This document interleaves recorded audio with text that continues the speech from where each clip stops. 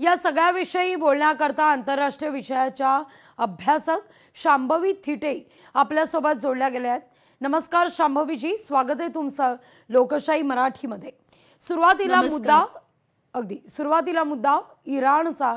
इराणचे माजी परराष्ट्र मंत्री जे म्हणतात की इराणलाच त्यांनी असा सल्ला दिलाय की इराणनं या सगळ्या युद्धामध्ये आपण जिंकलो असं जाहीर करावं आणि युद्ध संपवावं. काय वाटतं, इराण खरंच याविषयी विचार करेल की अमेरिकेला तोडीस तोड उत्तर देण्याकरता आता इराण मागं हटणार नाही? खरं तर आत्ताची जी परिस्थिती बघितली तर इराणचं जे पारडं आहे ते ह्या सगळ्यामध्ये कुठेतरी आपल्याला जड होताना दिसतंय. अगदी. आणि ज्या पद्धतीने इराण स्ट्रॅटेजिकली अमेरिकेला इराणनी ह्या सगळ्या युद्धात नमवलंय, त्यानुसार इराणनी स्वतः विजय डिक्लेअर करणं हे कुठेतरी काय म्हणतात, म्हणजे इराण स्वतः डिक्लेअर करतच आहे. असं नाहीये की इराणकडून स्टेटमेंट येत नाहीयेत की आम्ही जिंकलोय. इनफॅक्ट सगळं वर्ल्ड, सगळं जगच म्हणतंय की इराणच्या ह्या युद्धात विजय झालाय आणि इराणनी अमेरिकेला नमवलंय. पण आता निगोसिएशन सुरू करायची असतील तर कुठे ना कुठेतरी इराणला सुद्धा नमतं घ्यावं लागणार आहे. कारण अमेरिका इराणशी बोलायचा प्रयत्न करतेय पण इराणकडून तसा रिस्पॉन्स येत नाहीये. तर त्यामुळे इराणनी अर्थातच डिक्लेअर करणं आणि इराणनी निगोसिएशन टेबलवरती बसणं हे संपूर्ण जगासाठी खूप महत्वाचं आहे आणि त्याचा विचार इराण नक्कीच करेल असं मला वाटतंय. अगदी निश्चित शांभवीजी. खरं तर बऱ्याच जणांना नेमकं हेच वाटतंय की इराण या सगळ्याविषयी काहीसा सकारात्मक विचार करेल. पण काय होतंय, बरेच दिवस म्हणजे आज जवळपास आता या युद्धाला 35 दिवस होऊन गेलेले आहेत. पण इराण जेव्हा जेव्हा विचार करतंय की या सगळ्याविषयी समन्वयाची भूमिका घ्यावी, त्यावेळी नेमकं अमेरिका हे आगपाखड करण्याचा प्रयत्न करते, पुन्हा इराणला उचकवण्याचा प्रयत्न करते आणि त्यानंतर कुठं हे युद्ध संपतंय की काय या टप्प्यावर येत असताना चिघळताना दिसतं. आता सातत्यानं अमेरिका जी म्हणते, अगदी कालही डोनाल्ड ट्रम्प यांनी असं वक्तव्य केलं की साधारणतः 2-3 आठवड्यामध्ये हे युद्ध संपलं जाईल किंवा हे संपवण्याच्या दृष्टीनं आम्ही पावलं उचलू.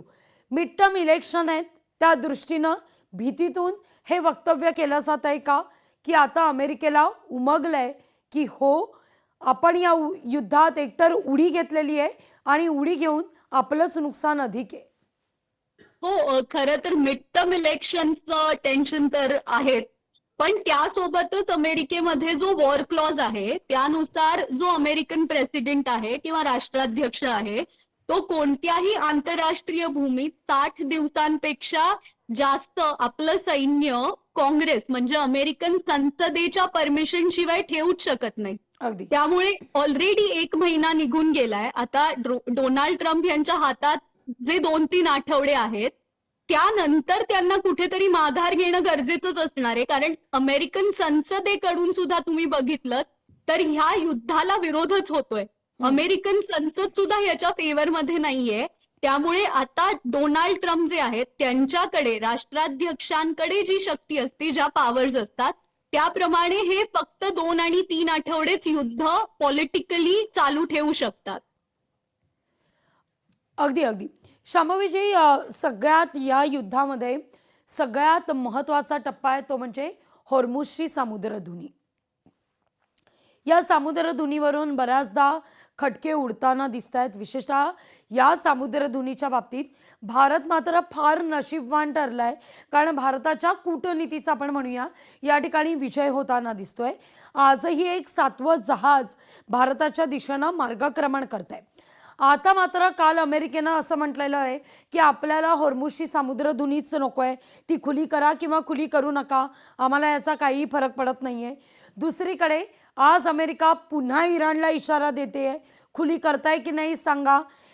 कुठेतरी अमेरिका गोंधळलेल्या मनस्थितीत पाहायला मिळते का, की अमेरिकेला आता कळतंय रशिया, चीन हे प्रभावी देश इराणच्या बाजूने आहेत.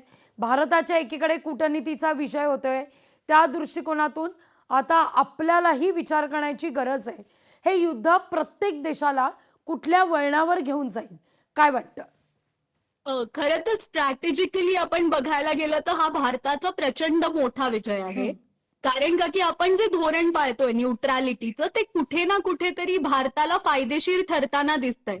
आता इराण किंवा कतार असू दे ह्यांनी भारताला गॅस किंवा तेल द्यायला कधीही नाही म्हटलेलं नाहीये. हं, प्रॉब्लेम असा झालाय की जिथून तो गॅस प्रोड्यूस होतो त्याच ठिकाणांवरती हल्ले झालेत. म्हणजे पार्स असू दे किंवा लफान असू दे ह्या हं, हं. हे जे गॅस प्रोडक्शन ज्या जागा आहेत तिथेच हे हल्ले झालेत आणि त्यामुळे आपलं कुठे ना कुठेतरी नुकसान होताना दिसतंय. पण स्ट्रॅटेजिकली बघायला गेलं तर आपले संबंध अमेरिकेशी चांगले आहेत. इनफॅक्ट भारताचा ह्या सगळ्यामध्ये रोल भारत इस्रायल असू दे, रशिया असू दे, अमेरिका असू दे, इराण असू दे, सगळ्या देशांसोबत बोलतंय आणि भारत हं, हं. कुठे ना कुठेतरी हे युद्ध थांबावं किंवा काही ना काहीतरी ह्याच्यावरती तोडगा निघावा ह्यासाठी कूटनैतिक प्रयत्न करत आहे. त्यामुळे भारताकडे आशियामधली एक मोठी सत्ता म्हणून आज जगाचं लक्ष लागलेलं आहे. बरं ह्या सगळ्या परिस्थितीमध्ये भारत स्वतःची तेलाची गरज भागवतोच आहे. आपल्या रिफायनरीज ज्या आहेत त्या अगदी 100% कपॅसिटीमध्ये सध्या सुरू आहेत आणि आपण आपली गरज भागवून जे रशियाकडून क्रूड घेतोय त्याचं डिझेल पेट्रोलमध्ये रूपांतर करून ते युरोप आणि इतर ज्या देशांना गरज आहे एनर्जीची त्या देशांकडे सुद्धा पाठवतोय. त्यामुळे भारत ह्या सगळ्यामध्ये एक रिस्पॉन्सिबल प्लेयर म्हणून जगासमोर येत आहे आणि म्हणून जगासमोर नाव कमवतोय. पण ह्या सगळ्यामुळे आशियाचं जे जिओपॉलिटिक्स आहे ते प्रचंड बदलणार आहे. अगदी. इनफॅक्ट जगाचं जिओपॉलिटिक्स बदलणार आहे. आपल्याला लक्षात असेल की अफगाणिस्तानमध्ये सुद्धा तालिबान विरुद्ध 21 वर्ष युद्ध करून अमेरिकेने जेव्हा विड्रॉ केलं तेव्हा तिथे सुद्धा तालिबानच आलं आणि इराणमध्ये सुद्धा तीच परिस्थिती आहे. त्यामुळे आशिया असू दे किंवा पश्चिम आशिया असू दे किंवा इतर जगातले आफ्रिका वगैरे सारखे भाग असू दे, इथे आता अमेरिकेचा जो एक अहंकार होता की आम्ही इथे जेव्हा हवी तेव्हा सरकार बदलू शकतो, तो कुठेतरी लयाला जाताना दिसतोय, तो कुठेतरी नष्ट होताना दिसतोय आणि आता हे जगाच्या लक्षात आलंय.